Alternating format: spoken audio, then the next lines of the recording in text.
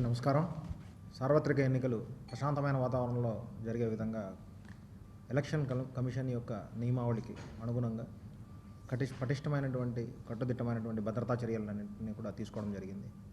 దానిలో భాగంగా ఈ పోలింగ్ స్టేషన్స్ ఏవైతే క్రిటికల్ పోలింగ్ స్టేషన్స్గా గుర్తించబడినవి మరియు ఇంపార్టెంట్ పోలింగ్ స్టేషన్స్గా ఐడెంటిఫై చేయబడినవి అన్నింటి దగ్గర కూడా కేంద్ర బలగాల సహాయంతో బందోబస్తును ఏర్పాటు చేయడంతో పాటు అక్కడ వెబ్కాస్టింగ్తో పాటు రూట్ మొబైల్స్, క్యూఆర్టీస్ ఇవన్నీ కూడా అక్కడ తిరిగే విధంగా తగినటువంటి చర్యలు అనేటటువంటివి తీసుకోవడం జరిగింది.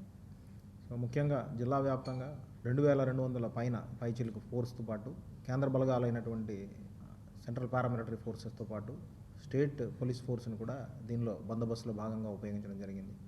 క్యూఆర్టీస్గా క్విక్ రియాక్షన్ టీమ్స్గా తక్కువ వ్యవధిలో రెస్పాండ్ అయ్యి అక్కడ ఏదైనా అవసరం ఉంటే రెస్పాండ్ అయ్యే విధంగా టీమ్స్ అన్నింటినీ కూడా ఒక 87 టీమ్స్ని మనం ఫామ్ చేయడం జరిగింది. ఇవన్నీ కూడా ఒక రూట్ మొబైల్ స్థాయి నుంచి ఎస్ఐ క్యూఆర్టీలో, ఒక ప్లటూన్ కమాండర్ క్యూఆర్టీ లెవెల్లో, సిఐ క్యూఆర్టీ లెవెల్లో, అట్లా డిఎస్పీ స్థాయి, అట్లా డిఫరెంట్ లెవెల్స్లో మనం దీన్ని ఏర్పాటు చేసుకోవడం జరిగింది. సో ముఖ్యంగా ప్రజలందరూ కూడా ప్రశాంతమైన వాతావరణంలో ఏ రకమైనటువంటి ఇబ్బందులు లేకుండా వాళ్ళ యొక్క ఓటు హక్కుని వినియోగించుకునే విధంగా కట్టుదిట్టమైనటువంటి చర్యలు తీసుకున్నాం. ముఖ్యంగా రౌడీ షీటర్స్ అందరినీ కూడా బైండ్ ఓవర్స్ అనేటటువంటివి కంప్లీట్ చేయడం, ట్రబుల్ మాంగర్స్ని కూడా ముందుగానే ఐడెంటిఫై చేసుకుని వాళ్ళందరినీ కూడా బైండ్ ఓవర్స్ చేయడం అనేటటువంటిది కూడా దీనిలో భాగంగానే చేయడం జరిగింది.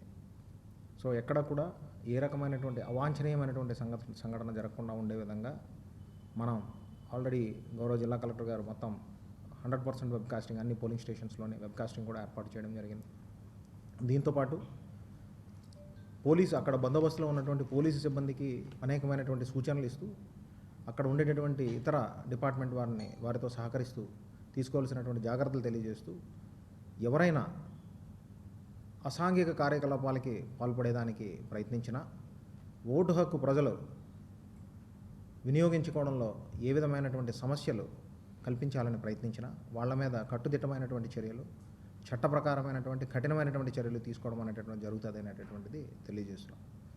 ముఖ్యంగా ప్రజలు ప్రశాంతంగా వచ్చి ఓటు వేసుకోవాలని విజ్ఞప్తి చేస్తూ క్యూ లైన్ మేనేజ్మెంట్ అనేటటువంటిది పాటించాలని, ఎక్కడా కూడా ఎవరు కూడా అతిక్రమించకుండా రూల్స్ని అబాయిడ్ అవుతూ ఎలక్షన్ కమిషన్ ఇచ్చినటువంటి గైడ్లైన్స్ అన్నింటినీ కూడా అనుసరిస్తూ పాటిస్తూ ఓటు హక్కును వినియోగించుకోవాలని ఈ సందర్భంగా అందరికీ విజ్ఞప్తి చేయడం జరుగుతోంది.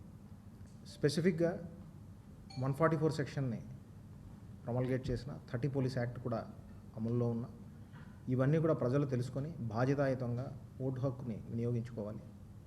ఎక్కడ కూడా గ్యాదరింగ్ అనేటటువంటిది గ్రూప్స్గా ఉండడం అనేటటువంటిది లేకుండా చూసుకోవాలి.